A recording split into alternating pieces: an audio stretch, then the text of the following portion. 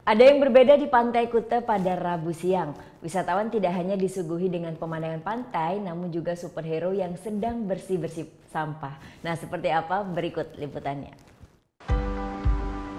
25 ton sampah mengotori Pantai Kuta hingga Seminyak, Kabupaten Badung, Bali setiap harinya.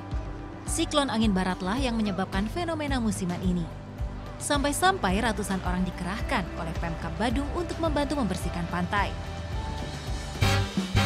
Ada yang berbeda bersih-bersih kali ini.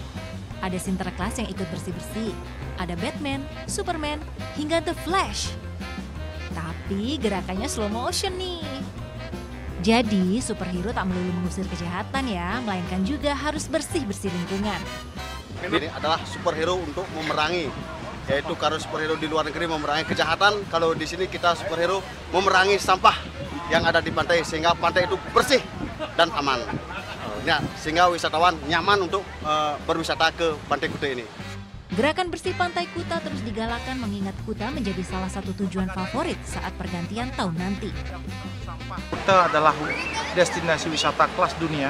Kami berusaha tampilkan yang kelas dunia.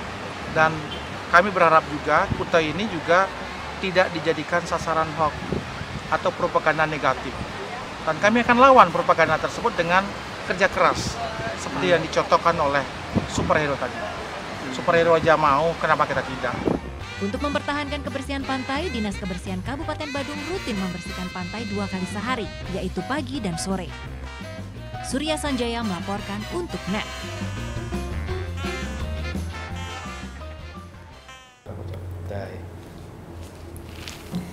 Udah selesai kan nontonnya? Nah, jadi jangan lupa buat like, komen, dan subscribe ya.